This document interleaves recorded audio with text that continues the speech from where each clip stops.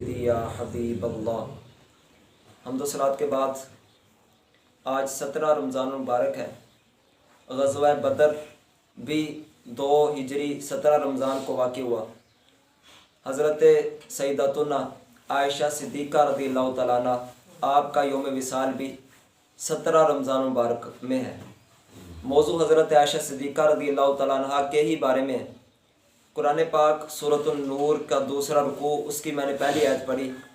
رب تعالیٰ نے فرمایا ان الذین جاؤوا بالافک عصبۃ منکم، کہ جو تم میں سے ایک بہتان لے کر آیا وہ تم میں سے بھی ایک گروہ موجود تھا۔ حضرت عائشہ صدیقہ رضی اللہ تعالیٰ عنہ یہ نبی پاک علیہ الصلوۃ والسلام کی محبوب زوجہ ہیں، جہاں پر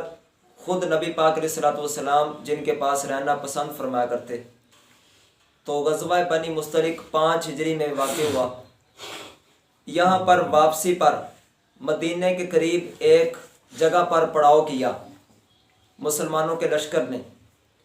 تو وہاں پر حضرت عائشہ صدیقہ رضی اللہ تعالیٰ عنہ آپ قضائے حاجت کے لیے تشریف لے گئیں۔ وہاں پر ان کا ہار گر گیا، کھل گیا، آپ اس کے اندر مصروف ہوئیں، تو پیچھے سے لشکر چال دیا اور جہاں پر آپ موجود تھیں، جس کجاوے پر، اس کے اوپر وہ پورا پردہ لگا ہوا تھا، تو لہٰذا صحابہ کرام اس کو لے کر اونٹنی کو اوپر کھڑا کر کے آگے لے چلے، یہی سمجھتے ہوئے کہ حضرت عائشہ صدیقہ یہاں پر موجود ہے۔ یہاں تک کہ لشکر پہنچ گیا مدینے میں۔ حضرت عائشہ صدیقہ رضی اللہ تعالیٰ عنہ جب واپس آئیں تو قافلے والے جا چکے تھے، تو آپ وہیں پر ہی بیٹھ گئیں اس خیال میں کہ پیچھے کوئی نہ کوئی تو ضرور آئے گا۔ اور یہ عرب والوں کا دستور تھا کہ پیچھے ایک بندہ رکھتے تاکہ کوئی گری پڑی چیز، کوئی گر جائے کسی کی کوئی چیز تو اٹھا لے اور پھر اس کے حوالے کر دے۔ اس وقت حضرت صفوان کی ڈیوٹی تھی، تو انہوں نے جب دور سے حضرت عائشہ صدیقہ کو دیکھا کہ یہ حضور کی زوجہ ہے، تو اونچی ساری آواز میں انا للہ و انا الیہ راجعون پڑھا، اور پھر اپنی اونٹنی بٹھا دی۔ حضرت عائشہ صدیقہ نے اپنی چادر سے پردہ کیا، اوپر بیٹھ گئیں، مدینے میں پہنچ گئیں۔ آپ تو اس وقت مہینہ بیمار رہیں، بیماری ویسی آ گئی آپ کو، لیکن جو بد باطن منافق تھے انہوں نے معاذ اللہ تہمت لگانا شروع کر دی۔ حضرت عائشہ صدیقہ رضی اللہ تعالیٰ عنہ پر برائی کی تہمت لگائی، جس کی وجہ سے بہت سارے جو نئے نئے مسلمان تھے، جو کمزور ایمان والے تھے، انہوں نے بھی اس کے اندر ان کے ورگلانے پر آ کر، منافقین کی باتوں میں آ کر کچھ باتیں انہوں نے بھی کرنا شروع کر دیں۔ حضرت عائشہ صدیقہ کو تقریباً 1 مہینے کے بعد پتہ چلا کہ لوگ میرے اوپر اس طرح الزام لگا رہے ہیں، تو آپ کی بیماری مزید بڑھ گئی، اور پھر آپ اتنا آنسو بہاتے کہ تھمنے کو نام ہی نہ لیتے، پریشان تھیں۔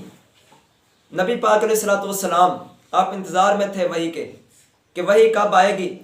تو پھر یہ معاملہ کلیئر ہوگا، لیکن یقین صحابہ کرام کو بھی بڑا تھا۔ ان میں سے حضرت عمر رضی اللہ تعالیٰ عنہ آپ کہنے لگے حضور رب تعالیٰ تو یہ بھی پسند نہیں کرتا کہ آپ کے بدن پر کوئی مکھی بھی بیٹھے، تو کوئی غلط عورت بلا آپ کے قریب کیسے رب تعالیٰ پسند کرتا۔ حضرت عثمان غنی رضی اللہ تعالیٰ عنہ کہنے لگے کہ رب تعالیٰ نے تو آپ کے سائے کو بھی زمین پر نہیں پڑنے دیا کہ کسی دوسرے کا قدم آپ کے سائے پر بھی نہ آئے، تو وہ بلا آپ کے قریب ان کو کیسے آنے دے کہ جو اس طرح کا اگر کسی کا معاذ اللہ کردار ہو، تو لہٰذا وہ بالکل سچی ہیں۔ مولا علی شیر خدا کرم اللہ تعالی وجہ الکریم آپ نے فرمایا یا رسول اللہ صلی اللہ علیہ وسلم، آپ کے جوتے مبارکہ پر، نالین مبارکہ پر صرف ایک جوں کا خون لگا تھا تو ان کو اتارنے کا حکم دے دیا تھا۔ اگر ان کا کردار ٹھیک نہ ہوتا تو رب تعالیٰ ان سے نکاح کا حکم نہ دیتا، تو لہٰذا انہوں نے اپنے گواہیاں دی، یہ ساری باتیں بتائیں، لیکن نبی پاک علیہ الصلوۃ والسلام نے صرف اتنے جملے فرمائے کہ میں اپنے بلائی، اپنے جو خاندان والے ہیں، اپنے جو اہل بیت ہیں، ان میں صرف بلائی ہی پاتا ہوں، اتنے جملے کہے، زیادہ نہیں۔ تو یہاں پر تو وہ باتیں کچھ کہتے مسلمان جو کہ کسی عام مسلمان کے کہنے کے بارے میں بھی مناسب نہیں۔ جو دوسری 12ویں آیت ہے سورۃ النور بھی کی، وہاں پر یہ ہے کہ ایسا کیوں نہ ہوا کہ مسلمان نیک گمان کرتے، پھر بھی وہ بچتے جب اس طرح کی تہمتیں لگائی جا رہی تھی منافقین کی طرف سے، مسلمانوں نے نیک گمان کیوں نہیں کیا؟ یہ رب تعالیٰ نے ان پر یعنی جلال فرمایا لیکن یہاں پر اگر معاذ اللہ کوئی یہاں تک کہتا ہے کہ نبی پاک علیہ السلام کو بھی پتہ نہیں تھا، وہ بھی خطرے میں تھے، تو یہ حضور پر عظیم تہمت ہے، صرف یہ ثابت کرنے کے لیے کہ نبی پاک کے پاس غیب نہیں تھا۔ الزام لگانا یہ بڑا شدید فعل ہے، تو لہٰذا یہ وہی کر سکتے ہیں کہ جو اپنے بد باطنی کا ثبوت دیتے ہیں کہ یہ واقعہ بھی انہوں نے اور کوئی چیز نہیں لبھی تو انہوں نے علم غیب کا انکار پر بنا دیا، حالانکہ یہ معاملہ ہے نہیں۔ نبی پاک علیہ السلام اگر بتا دیتے کہ حضرت عائشہ ٹھیک ہے، واضح ہے، پہلی بات یہ کہ وہ کہتے ہیں یہ تو اپنے گھر والا کی تائید تو ہر کوئی کرتا ہے، دوسری بات یہ کہ اگر حضور بتا دیتے تو قرآن پاک کی آیتیں نازل ہی نہ ہوتی، حضرت عائشہ صدیقہ کی شان کا لوگوں کو پتہ نہیں چلتا، تو لہٰذا یہ تو حضور علیہ السلام کے پاس علم تھا، اس لیے تو بتایا نہیں کہ قرآن پاک کی آیتیں نازل ہونے والی ہیں، تو لہٰذا یہ یہاں پر بھی بات کرنا اور یہاں پر بھی کوئی نقص والی صورت نکالنا، یہ ان کا فعل ہی ہو سکتا ہے کہ جو ہر وقت ان کے نقص کا ہی جویا رہتا ہے، جو چاہتا ہے کہ حضور کا نقص ملے، نہیں تو رب تعالیٰ نے ہمارے حضور کو بڑا مقام عطا فرمایا ہے، بڑی شانیں عطا کی ہیں۔ حضرت عائشہ صدیقہ رضی اللہ تعالیٰ عنہ آپ بڑی روتی اور آنسو نہیں تھمتے تھے، یہاں تک کہ رب تعالیٰ نے سورۃ نور کی 18 آیتیں آپ کے حق میں نازل فرما دیں، آپ کی شان میں رب تعالیٰ نے بیان کی، اور جنہوں نے تہمت لگائی تھی ان پر شدید رب تعالیٰ نے یعنی شدید طور پر ان کی مذمت بیان کی، اور ان کو یعنی کہ ڈانٹا رب تعالیٰ نے، اور یعنی بتایا کہ یہ بڑا سخت فعل ہے، اور بہتان عظیم اس واقعے کو قرار دیا، اور ان پر یہ تعاقب کیا کہ کیوں پھر 4 گواہ نہیں لے آئے، اور 4 گواہ نہیں تھے تو پھر کیوں اس طرح کی، اور پھر کہا کہ اگر مسلمانوں پر اللہ کا فضل اور رحمت نہ ہوتی تو ان کو تو ابھی عذاب عظیم آ جاتا۔ یہ سارا ان آیتوں میں بتایا تاکہ یہ سمجھے کہ یہ کوئی عام معاملہ نہیں تھا۔ تو وہ حضرت عائشہ صدیقہ کی شان و عظمت ہے کہ آپ کی شان میں اور آپ کی برات کے اندر، آپ کی شان عظمت کے اندر اور آپ کی پاکی کے اندر آپ تعالیٰ نے قرآن پاک ہی نازل فرما دیا ہے، تو لہٰذا یہ حضور علیہ السلام کی وہ عظیم زوجہ ہے۔ اعلیٰ حضرت امام احمد رضا خان رحمۃ اللہ علیہ آپ فرماتے ہیں بنت صدیق آرام میں جان نبی، اس حریم براعت پہ لاکھوں سلام، یعنی ہے سورہ نور جن کی گواہ، اس کی پر نور صورت پہ لاکھوں سلام۔ سورت نور آپ کی گواہ ہے، رب تعالیٰ نے آپ کی گواہی سورت نور میں دی، لہٰذا اس کے بعد بھلا کون مسلمان ہو سکتا تھا جو یہ اپنے ذہن میں بھی اس طرح کا خیال لے آتا۔ لہٰذا وہ کہتے ہیں نا کہ نبی پاک علیہ السلام نے نہیں بتایا، حضرت ابوبکر صدیق نے بھی اس وقت کچھ نہیں کہا تھا کیونکہ آپ کی بیٹی تھی، لوگوں نے کہا تھا اپنی بیٹی کے حق میں بول رہے ہیں۔ حضرت عائشہ صدیقہ تو خود ان کے ساتھ ان کے اوپر تو تہمت لگی تھی، انہوں نے اپنے بارے میں بھی کوئی بات نہیں کی، انہوں نے بھی کہا لوگوں میں سچی ہوں، اس طرح ہوں اس طرح، انہوں نے کوئی بات نہیں کی، یعنی وہ بھی انتظار کر رہی تھی کہ رب تعالیٰ کرم فرمائے۔ اور پھر جب آیتیں نازل ہوئیں تو کہنے لگی میں تو یہ سمجھتی تھی کہ رب تعالیٰ صرف نبی پاک علیہ السلام کی زبان سے میری برات کا اعلان کرے گا، مجھے کیا پتا تھا کہ اللہ کی بارگاہ میں میرا اتنا مقام ہے کہ رب تعالیٰ آیتیں نازل فرما دے گا۔ تو یہ حضرت عائشہ صدیقہ کا مقام و مرتبہ ہے۔ ایک اور موقع پر، سفر کے ایک اور موقع پر آپ کا ہار گم ہو گیا، تو نبی پاک علیہ السلام نے لشکر کو رکنے کا حکم دیا، صحابہ کو رکنے کا حکم دیا کہ ابھی ٹھہرو، ابھی ہار مل جائے گا تو پھر چلیں گے۔ حضرت ابوبکر صدیق بھی حضرت عائشہ سے ناراض ہوئے کہ تمہاری وجہ سے لیٹ ہو رہی ہے، اس وقت پانی بھی نہیں تھا اور فجر کا وقت بھی قریب آ گیا،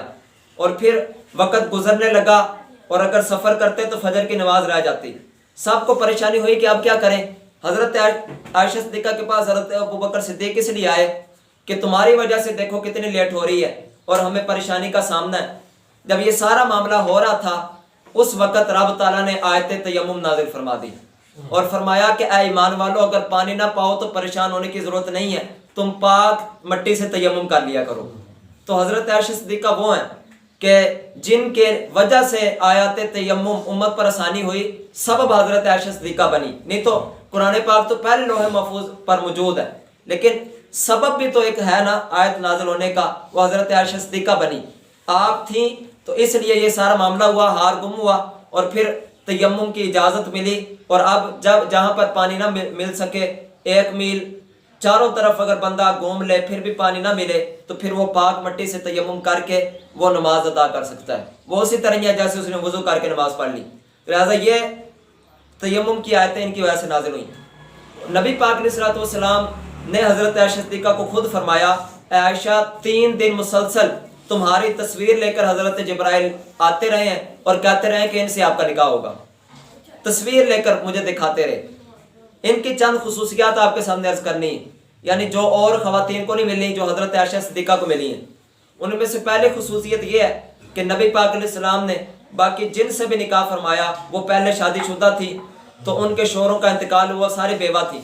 اگر کسی کنواری خاتون سے حضور نے نکاح کیا تو وہ حضرت عائشہ صدیقہ ہی ہیں، یہ صرف واحد ہے، اس کے علاوہ جتنے بھی تھی وہ ساری کنواری نہیں تھی۔ دوسرا ان کو یہ فضیلت ملی، کیا فرماتی ہیں کہ حضور میرے بستر میں ہوتے تھے، یعنی ایک ہی رضائی میں ہم ہوتے، اس وقت نبی پاک علیہ السلام پر قرآن پاک کی وحی نازل ہو جایا کرتی تھی، ان کے بستر پر قرآن پاک نازل ہوتا رہا۔ کہتی ہیں تیسری خصوصیت میری یہ ہے کہ رب تعالیٰ نے حضرت جبرائیل کی زبان سے مجھے سلام کرایا۔ حضرت جبرائیل آ کر نبی پاک کی خدمت میں حاضر اور کہنے لگے کہ آپ حضرت عائشہ صدیقہ کو میری طرف سے سلام کہیے، جس طرح حضرت خدیجہ کی طرف تو رب تعالیٰ کا سلام آیا تھا، تو یہاں پر حضرت جبرائیل امین علیہ السلام نے آپ کو سلام کہا۔ مزید آپ کو یہ خصوصیت ملی کہ آپ نے حضرت جبرائیل کو بھی دیکھا ہوا ہے۔ وہ کس طرح؟ وہ اس طرح کہ حضرت عائشہ صدیقہ دروازے پر تشریف لائیں تو گھوڑے کے قریب حضور کھڑے تھے اور گھوڑے کے ساتھ ایک مسافر تھا، اور اس مسافر کی جو شکل و صورت تھی وہ دہیہ کلبی رضی اللہ تعالیٰ عنہ صحابی ہیں ان کی طرح تھی۔ تو وہ تھوڑی دیر کے بعد چلے گئے تو حضرت عائشہ صدیقہ رضی اللہ تعالیٰ عنہ جب حضور گھر تشریف لائے تو عرض کرنے لگی کہ آپ دہیہ کلبی کے ساتھ بڑی لمبی چوڑی باتیں کر رہے تھے۔ تو نبی پاک علیہ السلام نے فرمایا کہ کیا تم نے اس کو دیکھا ہے؟ تو عرض کی جی ہاں یا رسول اللہ میں نے بھی دیکھا ہے۔ تو نبی پاک علیہ السلام نے فرمایا وہ تو حضرت جبرائیل تھے جو دہیہ کلبی کی صورت میں آئے تھے۔ زیادہ تر اگر انسانی صورت میں حضرت جبرائیل آتے تو حضرت دہیہ کلبی کی صورت میں حضور کی بارگاہ میں حاضری دیا کرتے، تو حضرت عائشہ صدیقہ نے اس صورت میں حضرت جبرائیل امین علیہ السلام کو دیکھا۔ مزید آپ کی شان و عظمت یہ ہے کہ نبی پاک علیہ السلام آپ سے یعنی دل جوئی بڑی فرمایا کرتے۔ حضرت عائشہ صدیقہ سے فرمانے لگے عائشہ جب تم ناراض ہوتی ہو تب بھی مجھے پتہ چل جاتا ہے، اور جب تم مجھ سے بڑی راضی ہوتی ہے تب بھی میں جان لیتا ہوں۔ عرض کرنے لگی حضور وہ کیسے؟ تو نبی پاک علیہ السلام نے فرمایا جب تم مجھ سے ناراض ہوتی ہو تو پھر کہتی ہو مجھے ابراہیم کے رب کی قسم، اور اگر راضی ہوتی ہو تو پھر کہتی ہو مجھے محمد کے رب کی قسم صلی اللہ تعالیٰ علیہ وسلم۔ تو یہ میں جان لیتا ہوں کہ جب میرا نام لیتی ہو تو مجھ سے راضی ہو، جب ابراہیم کا نام لیتی ہو تو مجھ سے اس وقت کوئی یعنی ہے بات اس طرح کی جو دل میں محسوس ہے۔ تو حضرت عائشہ صدیقہ رو پڑی، کہنے لگی حضور اتنا بھی خیال رکھتے ہیں، میں صرف نام چھوڑتی ہوں باقی سارا مقام اور مرتبہ میرے دل میں موجود ہوتا ہے، بس زبانی نام نہیں لیتی، بس تھوڑے سے وقت کے لیے، نہیں تو آپ کی شان و عظمت موجود ہوتی ہے۔ کہتی ہیں میں جس پیالے میں پانی پیتی جہاں پر میرے ہونٹ لگتے حضور بھی وہاں پر ہونٹ لگایا کرتے تھے۔ فرماتی ہیں اگر میں کوئی بوٹی لیتی اور وہاں سے کچھ کھاتی تو حضور میرے ہاتھ سے لے لیتے اور جہاں سے میں کھا رہی ہوتی وہاں سے کھانا شروع کر دیتے۔ یہ صرف محبت کا اظہار ہے، اور امت مسلمہ کو یہ مسئلہ سمجھانا ہے کہ اگر کہتے اس وقت میں ناپاکی کے ایام میں ہوتی تھی، بہت سارے جو زمانہ جاہلیت کے کافر یہودی تھے وہ یہ کہتے تھے کہ ان ناپاکی کے ایام میں مرد عورت کے قریب بھی نہیں جا سکتا اور کٹھے بیٹھ کر کھا بھی نہیں سکتے، تو حضور علیہ السلام نے ان کے یہ والے غلط کنسپٹ کو بھی ختم کرنا تھا، تو نبی پاک علیہ السلام اس لیے ہونٹ بھی وہاں پر لگاتے جہاں پر حضرت عائشہ صدیقہ لگایا کرتی، اور مسئلہ بتا دیا کہ کوئی مسئلہ نہیں، اگر کوئی عورت کسی اس برتن میں بھی پیے اور وہ ناپاک ہو تو اس میں بھی پینا مرد کے لیے جائز ہے۔ تو یہ مسئلہ نبی پاک علیہ السلام نے بھی سمجھایا اور ساتھ میں محبت کا اظہار بھی فرمایا۔ آپ فرماتی ہیں ابھی چھوٹی تھی جب ان کا نکاح ہوا، تو کہتے جب رخصتی ہوئی تو میرے ساتھ میری گڑیاں بھی تھیں، وہ جو کھیلنے کے لیے ہوتی ہے بچوں کے، کہتے میرے ساتھ گڑیاں بھی تھیں اور میری کچھ سہیلیاں تھیں جو مجھ سے آ کر کھیلا کرتی۔ جب نبی پاک علیہ السلام آپ باہر سے تشریف لاتے نا تو وہ بچیاں جو میرے ساتھ کھیل رہی ہوتی چھپ جاتی، تو نبی پاک علیہ السلام اندر جاتے اور ان کو باہر میرے پاس بھیج دیا کرتے، کھیل لو کوئی مسئلہ نہیں۔ کہتی ہیں میرے نا جو کھلونے تھے ان میں سے ایک گھوڑا بھی تھا جس کے 2 پر بنے ہوئے تھے، ایک گھوڑا اس کے 2 پر تھے۔ تو فرماتی ہیں کہ نبی پاک علیہ السلام نے فرمایا کہ گھوڑے کے بھی بلا پر ہوتے ہیں کھلونا دیکھ کر مجھے، حالانکہ نبی پاک علیہ السلام وہ ہیں کہ بتوں سے شدید نفرت فرمانے والے ہیں، لیکن ابھی اس وقت حکم نازل نہیں ہوا تھا، اور ویسے بھی جو کھلونے ہیں ان کا رکھنا جائز ہے، جو اس طرح کے ہیں جو پاؤں کے اندر روندے جاتے ہیں ان کا رکھنا جائز ہے، یعنی جو اس طرح کے جانور وغیرہ جاندار چیزیں جو چھوٹی چھوٹی بچوں کے لیے بنی ہوتی ہیں، یہ والے کھلونے رکھنا جائز ہے۔ سوال یہ پیدا ہوتا ہے کہ یہ بت نہیں، کیا بت ہیں لیکن ان کی تعظیم نہیں ہوتی بلکہ پاؤں میں روندے جاتے ہیں۔ بچے کھیلتے ہیں تو اس کو پھر زور سے پھینکتے بھی ہیں، کئی مرتبہ تو اس کا ساری اتار دیتے ہیں کھیلتے کھیلتے، کئی بار پاؤں کے اندر بھی ڈال دیتے ہیں۔ تو یہ ان کی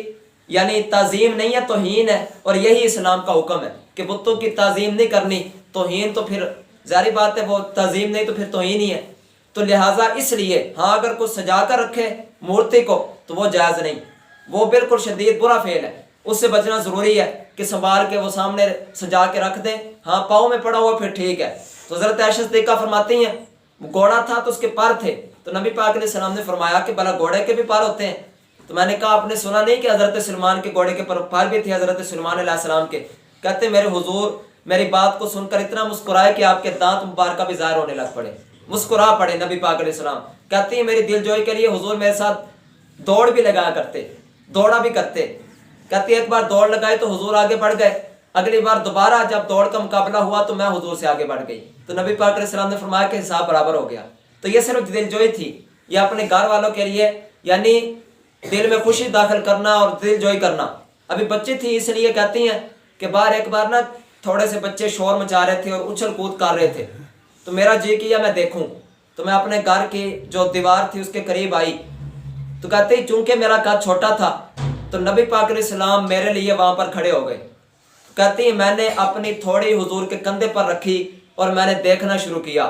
کہتی ہیں اتنی دیر دیکھا کہ کیا ہی بات ہے، اور پھر خود بتاتی ہیں کہ اگر کوئی بچی ہو اور پھر وہ اس طرح کا کھیل کو دیکھ رہی ہو تو کتنی دیر لگائے گی تم سمجھ سکتی ہو۔ کہتی ہے اور میں یہ بھی دیکھنا چاہتی تھی کہ حضور کی بارگاہ میں میرا مقام کتنا ہے،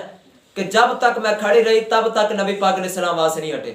تب تک وہاں پر کھڑے رہے، اور جب میں خود یعنی پیٹ میرا بھر گیا، میں نے کھیل دیکھ لیا، خود واپس آ گئی تو نبی پاک علیہ السلام وہاں سے ہٹے۔ تو کہتے ہیں مجھے پتہ چل گیا نبی پاک علیہ السلام کتنی محبت کرتے ہیں۔ اور پھر آپ کو صرف ایسا نہیں کہ نبی پاک علیہ السلام سے محبت ملی تو کام کوئی نہیں کیا، بلکہ آپ نے امت کے لیے کام بھی کیا۔ یہ سارے تو میں نے جتنے بیان کیے یہ سارے ان کے فضائل ہیں، اور اللہ کا شکر ہے امت مسلمہ ویسے ہی حضور کی ازواج اہل بیت اور اصحاب سے محبت کرنے والی ہے۔ تو فضائل صرف سمجھانے کے لیے دوبارہ یاد دہانی کے لیے ہوتے ہیں، لیکن سب سے جو اہم بات ہے وہ ان کی زندگیوں سے سبق حاصل کرنا، یہ بڑا ضروری ہے۔ ان میں سے پہلی بات یہ ہے کہ نبی پاک علیہ الصلوۃ والسلام آپ نے ان کو بڑا علم دیا ہے۔ عورتوں کی جتنی بھی تعلیمات ہیں ان میں سے زیادہ حصہ حضرت عائشہ صدیقہ سے پہنچا ہے۔ آپ نے ہی عورتوں کے جو ضروری مسائل ہیں، اہم مسائل ہیں جو عورتیں ہی جانتی ہیں، تو لہٰذا وہ آپ نے پہنچائے۔